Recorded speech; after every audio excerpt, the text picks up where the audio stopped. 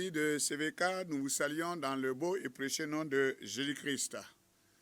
Je suis heureux de voir que vous êtes encore nombreux à l'écoute de cette parole. Ce message qui est la voix du Christ par les hommes, qui vous est diffusé en ce moment par CVK. Nous voulons que nous puissions, en tant qu'hommes, en tant qu'humains, prendre conscience de certains nombres de maladies plus ou moins graves. Mais la maladie dont nous voulons parler aujourd'hui, c'est ce qui est relatif à une oppression démoniaque. Si je me réfère à une étude faite par un spécialiste de la santé, je retiens que près de 41% de la population de Ouagadougou a une disposition ou une prédisposition psychiatrique. Ça veut dire de folie. Les gens marchent de façon normale, mais en eux-mêmes, il y a un dérèglement mental, il y a un dérèglement psychologique, il y a un dérèglement de caractère et de comportement qui frise effectivement la folie. Alors, que dit la parole de Dieu par rapport à cela? Étant donné que la maladie mentale ou la folie est un sujet très controversé, il est vrai que, de façon psychologique, cela peut être dû à des causes extérieures ou intérieures, n'est-ce pas, de façon naturelle, par le comportement de la personne elle-même. Donc, cela veut dire que la médecine n'est pas mise de côté, mais si cela s'avère être une possession démoniaque, une oppression démoniaque, cela est difficile que la médecine puisse s'en charger et guérir l'intéressé. C'est pourquoi vous voyez des situations où des hommes ou des femmes se plaignent d'un certain nombre de maladies, de comportements, de réactions incompréhensibles par l'entourage.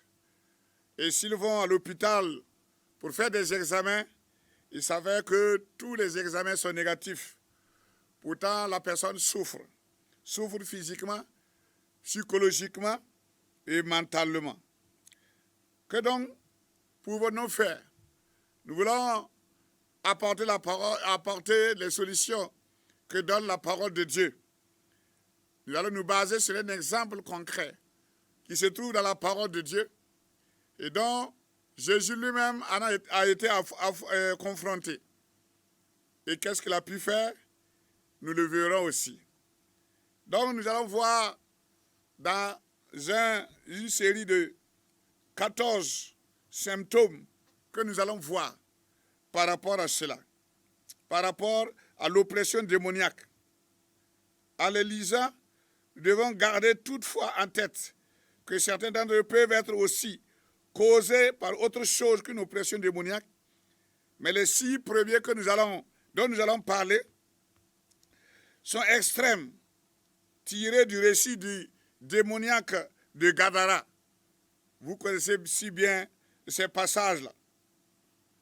Nous allons avec le premier symptôme. Le premier symptôme par rapport à l'homme de Gadara, nous allons voir que c'est l'incapacité à mener une vie normale. Celui qui est dans une oppression démoniaque ne peut pas mener une vie normale. Sa vie n'est pas normale, sa vie n'est pas compréhensible par son entourage. Il y a comme un dérèglement. Et nous allons voir ce que cela donne. Il est dit dans Marc 5, à partir du verset 1. Dès que Jésus fut hors de la barque, un homme vint auprès de lui. Un homme vint à sa rencontre et il se prosterna. Il sortait des tombeaux et il était animé par un esprit impur. Cet homme habitait les sépulcres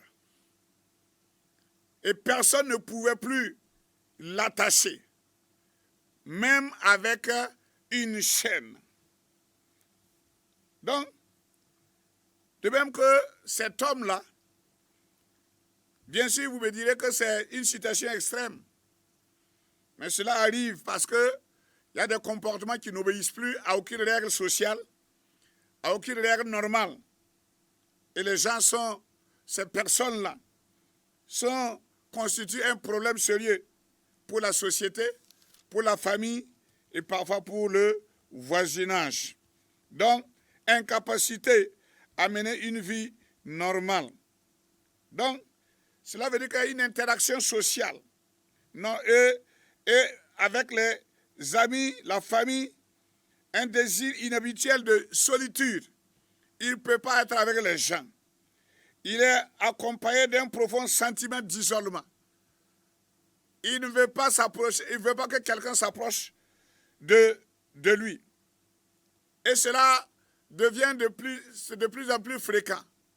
Si vous observez cela, c'est sur un adulte ou sur un enfant, vous devez vous préoccuper. Parce que Dieu a créé l'homme pour qu'il vive en société, puis qu'il vive en relation avec d'autres personnes. Et si cette personne a tendance à s'isoler, à ne pas parler, à se mettre toujours dans un petit coin, même si c'est un enfant, il faut vous préoccuper de cet enfant-là. Qu'est-ce qui se passe? Et essayer de trouver une solution. Donc le sujet concerné adopte une attitude très passive. Il ne réagit pas à votre conversation. Il n'apprécie pas même les bonnes choses qu'il appréciait par le passé. Et cela devient une situation difficile. Donc, premier symptôme à observer, l'incapacité à mener une vie normale. Alors que Dieu a mené toute personne à vivre une vie de société, à vivre une vie de famille. Deuxième symptôme, un comportement extrême. Donc, toujours dans Marc 5, au verset 4, nous lisons, en effet, souvent, on l'avait attaché avec des fers. On l'avait attaché avec des fers, mais cela ne pouvait pas le garder. Les chaînes ne pouvaient pas le tenir. Il les cassait. Il les cassait et il brisait tout ce qu'on pouvait le mettre aux pieds comme dans les mains. Ça veut dire qu'il a une force surnaturelle, un comportement extrême. Et vous savez que ce n'est pas une force normale. C'est une puissance démoniaque qui est en train de contrôler la situation. Et la personne devient très violente, agressive, vraiment, et j'allais dire même parfois vulgaire, se comportant comme parfois même comme un animal, j'allais dire. Et personne n'avait la force de maîtriser. Des cas comme ça s'observent parfois. Quelqu'un qui est sous l'oppression démoniaque, vous pouvez être 5, 6, 7 ou 10 personnes, vous ne pourrez pas maîtriser cela. C'est pourquoi, d'habitude, on les enchaîne. D'habitude, on les attache à un arbre ou à un pieu. Et cela montre une oppression démoniaque. Donc, la violence est souvent manifeste dans la vie de la victime. Son tempérament est explosif. Et ses accès de colère intenses et incontrôlables. Donc, si vous êtes dans une disposition comme ça, une colère parfois injustifiée, pour peu de choses, vous vous enflammez, vous cassez la télévision, vous cassez les verres, qui, quelque temps après, vous regrettez, soupçonnez qu'il y a une oppression démoniaque dans votre vie. Troisième symptôme, une personnalité changeante. Du jour au lendemain, les choses changent. Ou même d'une minute à l'autre, d'une heure à l'autre, vous ne reconnaissez pas la personne. Ça veut dire que de temps en temps, volontairement, pour ne pas se faire reconnaître, le démon en la personne s'éclipse ou bien se fait silencieux. Donc, pour éviter certainement que les gens ne découvrent sa présence. Mais cela n'est pas facile à cacher parce que la personne quand il est dans une possession, dans une disposition démoniaque, son humeur est vraiment très, très, très changeant. Donc, vous avez là ce qu'on appelle le trouble de la personnalité, qui constitue des cas de présence démoniaque, parfois les plus graves. L'homme de Marc 5, j'allais dire l'homme de Gadara, avait une légion d'esprit en lui, parce que Jésus lui a demandé, qui êtes-vous? Il dit, nous sommes une légion parce que nous sommes nombreux. Ils sont nombreux parce que dès lors qu'il y a un premier démon qui entre, et s'il y a une bonne disposition, les autres sont attirés, et ça constitue une légion. Et une légion a toujours un principal, un responsable qui gouverne et qui mène la vie dure à cette personne-là. Donc, le troisième symptôme, c'est une personnalité changeante. Des changements de personnalité extrêmes ou légers peuvent être les indices d'une activité démoniaque. Observez, même avec des yeux naturels, même avec le bon sens, nous pouvons voir un comportement qui n'est pas normal. Quatrièmement, une agitation et une insomnie. Toujours dans Marc 5,5. Il était sans cesse, nuit et jour, dans les tombeaux et sur les montagnes. Il criait et se blessait lui-même avec des pierres. Donc, de l'agitation. Il ne peut pas rester tranquille. Il ne peut pas rester sur place. Il ne peut pas même dormir. Donc, parfois certaines insomnies et intenses sont des signes de présence démoniaque dans votre vie. Vous devez observer cela. Mais je n'ai pas dit que toute insomnie est démoniaque, mais peut arriver. Si cela a conduit à un changement, à une agitation brusque, inexpliquée, qui ne répond à rien. Donc, c'est des actions qui ne répondent à rien, sans cause. Cela doit nous interpeller afin que nous puissions voir quelle est la solution que nous pouvons donner à cela. Donc, nous voyons cet homme qui crie entre les tombeaux, nuit et jour. Ça veut dire sans répit. Sans répit. Il est incapable de dormir. Si l'insomnie peut être le signe d'un problème physique, elle peut aussi dénoter un problème spirituel. Dieu a fait don du sommeil à ses enfants. Le psaume 127, verset 2, nous le dit. Alors, si nuit et jour, nuit après nuit, vous n'arrivez pas à dormir, ce n'est pas normal. Et la preuve, c'est que des personnes de ce genre, après une prière de délivrance, une prière en chassant les démons, le sommeil revient et ce genre de personnes-là, après la délivrance, dorment de façon paisible comme un bébé toute la nuit et parfois même au-delà. Donc c'est important parce que Dieu a créé l'homme avec le besoin de sommeil pour le repos du cerveau, le repos des organes, le repos du corps entier, pour être restauré, pour que les cellules qui ont travaillé pendant le jour puissent se restaurer. Donc le sommeil est normal, le sommeil est indispensable. Si vous manquez de sommeil, il y a quelque chose qui ne va pas. Mais le manque de sommeil aussi peut provenir de beaucoup d'activités, de beaucoup de stress, de beaucoup de préoccupations de la vie. On pense trop à ce qui se passe, aux difficultés, aux problèmes. Or, Dieu nous a dit dans sa parole, ne vous inquiétez de rien, mais en toute chose, faites connaître vos besoins. Au lieu de s'agiter, au lieu d'accuser, au lieu de chercher les solutions par soi-même. Or, l'homme, par sa nature, est limité. Et ce qui fait que cela a un impact sur son sommeil. Et quiconque manque de sommeil, cela a un impact également sur son corps physique. Donc, cet homme-là ne pouvait pas dormir. Il était tourmenté par le diable. N'oubliez pas que nous avons le droit de nous reposer en Jésus. N'oubliez pas, nous avons le droit de nous reposer en Jésus pour mettre toutes les difficultés, tous les problèmes de côté. Parce que le Seigneur dit qu'il nous connaît plus que nous-mêmes, que même un cheveu de notre tête, si cela tombe, lui, il est au courant. Lui, il est au courant. Il nourrit les oiseaux du ciel qui ne sèment ni ne moissonnent. Mais à plus forte raison, nous, les enfants de Dieu, les hommes, les femmes qu'il a créés à son image. Mettez votre confiance en Dieu. Ne vous agitez plus. Ne cherchez pas à résoudre les problèmes par vous-même. Et cela va conduire à des insomnies. Et plus l'insomnie se prolonge, cela veut dire dans votre faiblesse, la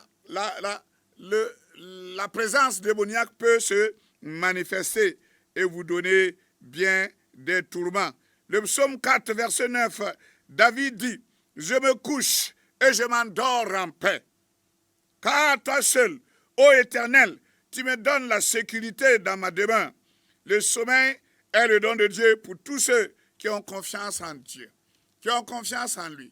Si tu as confiance en Dieu, si tu ne dormais pas par le passé, je te conseille aujourd'hui de confier ta vie entièrement à Dieu et tu auras le sommeil léger, tu auras le sommeil, alléluia, tranquille.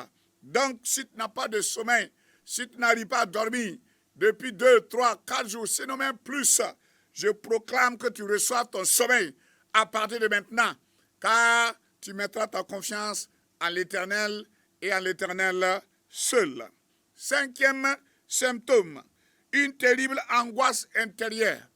Parfois, ce qui traumatise l'homme, c'est ce qui est répercuté dans son homme intérieur. Ce qui fait qu'il est dans une angoisse intérieure. Il semble normal, il semble silencieux, il semble comme tout le monde, être comme tout le monde. Mais à l'intérieur, il est agité. C'est pourquoi vous pouvez vous tromper sur une personne qui dit être normal, mais vous êtes surpris le lendemain pour entendre qu'il est parti se suicider, qu'il a avalé des comprimés puis il est mort, etc., etc. Vous comprenez, vous ne pouvez pas lire l'homme réel par de l'extérieur. Ce n'est que de l'intérieur. Or que seul l'Esprit de Dieu peut sonder le cœur de l'homme pour comprendre ce qui est à l'intérieur. Et la parole de Dieu nous éclaire en la matière. Donc, cette terrible angoisse intérieure se trouve toujours dans Marc 5, verset 5. Il était sans cesse, nuit et jour, dans les tombeaux et sur les montagnes. Il criait. Pourquoi il crie? Qui le frappe? Qui l'a tapé? Qui l'a injurié? Qui l'a manqué de respect? Mais il criait tout seul. Ça veut dire que le traumatisme vient de l'intérieur. Les attaques sont intérieures. C'est dans l'homme intérieur que ce brisement-là est fait. Et cela se ressent au niveau extérieur. Donc vous comprenez que si cette angoisse intérieure-là persévère, cette personne va finir par une folie totale. Mais cet homme dont on parle, lui, il était déjà dans une folie totale. Au lieu de dormir dans les habitations des hommes vivants, il dormait dans les cimetières où les hommes étaient morts. Cela n'est pas normal. Cela veut dire que les possessions démoniaques vous poussent forcément vers la mort, vers la maladie, vers l'isolement. Et quand Satan veut te détruire, il t'isole. Il fait que tu refuses même de l'aide. Beaucoup refusent de l'aide. Beaucoup refusent qu'on prie pour eux, pour les maladies, pour leurs maladies. Beaucoup de fois, quand je visite des malades à l'hôpital, celui pour qui je suis venu, je prie pour lui et je demande à ses voisins. Beaucoup reçoivent la prière avec enthousiasme et reçoivent le résultat. Mais beaucoup d'autres aussi disent, non, je n'ai pas besoin. Oh, nous aussi, on a notre religion. Nous aussi, on a notre Dieu. C'est la même chose. Mais je vous dis, ce n'est pas la même chose. Nous avons le Dieu vivant, le Dieu réel, le Dieu d'Israël, qui a un fils, qui se nomme Jésus-Christ, qui est mort à la croix pour toi et pour moi. Et son sang coulé à la croix nous lave de tout péché. Ce Dieu-là a offert son Fils pour nous laver de tout péché. Mais le Dieu que tu sers n'a rien offert pour que tu sois sauvé. C'est toi qui dois lutter par ta religion, par tes rites, par ta manière de te conduire. Or, personne ne peut se sauver lui-même. Donc, c'est pourquoi il est facile à un homme qui renie Dieu, qui renie Jésus-Christ, d'être possédé de façon démoniaque. Nous avançons au sixième symptôme, toujours dans Marc 5,5, l'automutilation et le suicide. Des gens comme ça, vous voyez qu'il pense à la mort. Si il est un homme, c'est dit normal, mais à chaque fois, il pense à la mort. Si son mari sort, s'il ne vient pas à l'heure, il pense qu'il a fait un accident. Si sa femme dort, ne se réveille pas, à l'heure, elle devrait se lever pour faire le café, le petit déjeuner. Ah, la pensée, c'est que, est-ce qu'elle n'est pas morte? Si l'enfant est parti à l'école, s'il n'est pas venu à l'heure, ou bien s'il a eu un retard de 15-30 minutes seulement, on pense à un accident, on pense à la mort. Vous voyez, l'automutilation. Ça veut dire se morfondre, souffrir, faire souffrir ton corps inutilement n'est pas une solution. N'est pas une solution. Dans ce passage, le démoniaque s'inflige des coupures. On lit dans Marc 9, 14, verset 29, l'histoire d'un homme dont le fils est sourd-muet à cause d'un démon. Donc, en quelques lieux, que l'esprit mauvais le saisit, il le jette par terre. Et souvent, l'esprit l'a jeté dans le feu ou dans l'eau pour le noyer. Ça veut dire que c'est des esprits d'accident, des esprits de mort violente que le démon apporte. Et c'est ce que la parole de Dieu dit.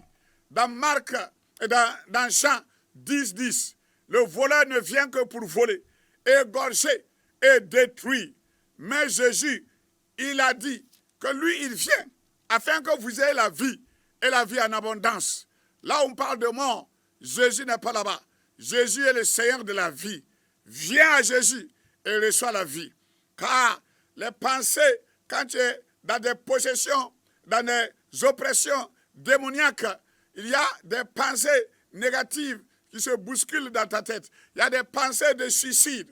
Et c'est pourquoi beaucoup qui s'isolent, si vous ne les contrôlez pas, si vous n'avez pas une révélation spirituelle, peuvent aller se suicider sans que vous ne puissiez le détecter. Parce que le propre du diable, c'est de se camoufler, c'est de faire semblant d'être normal, afin de surprendre par une mort violente.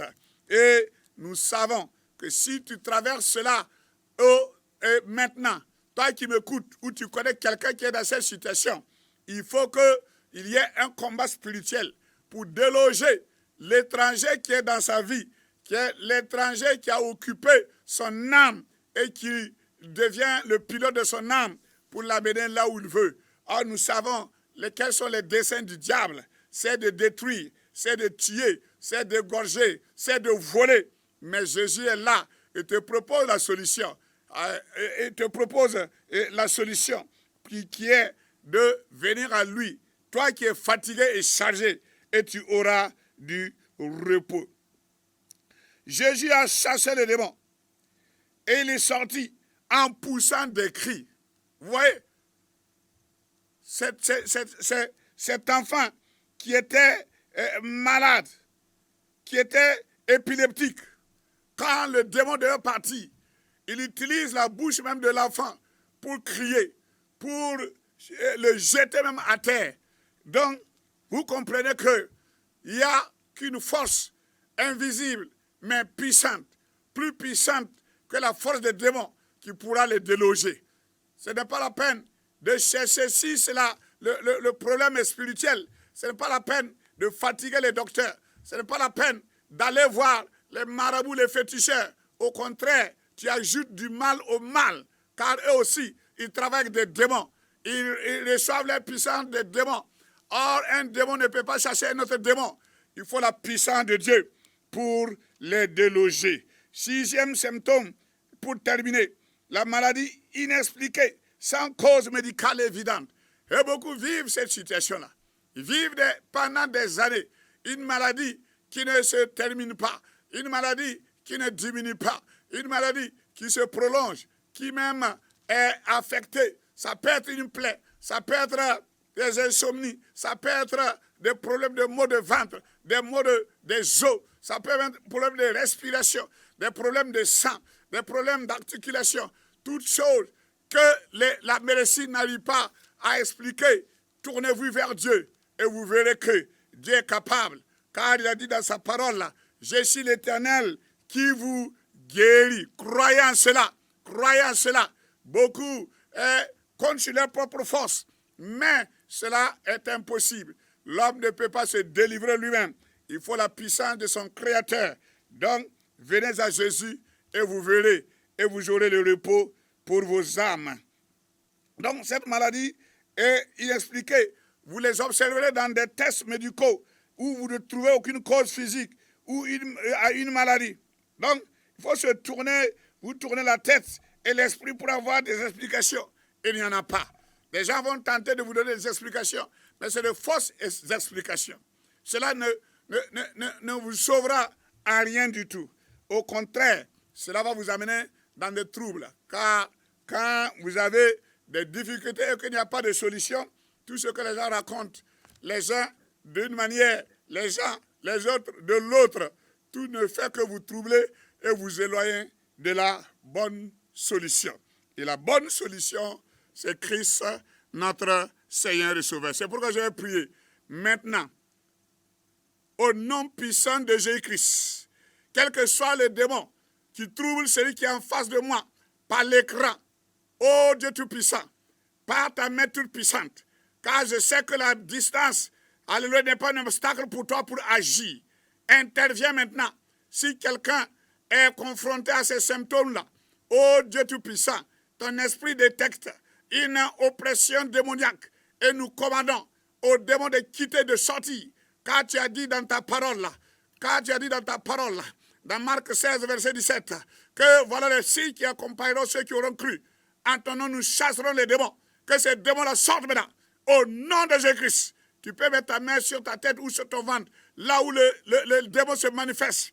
Et il sera extirpé à l'instant même.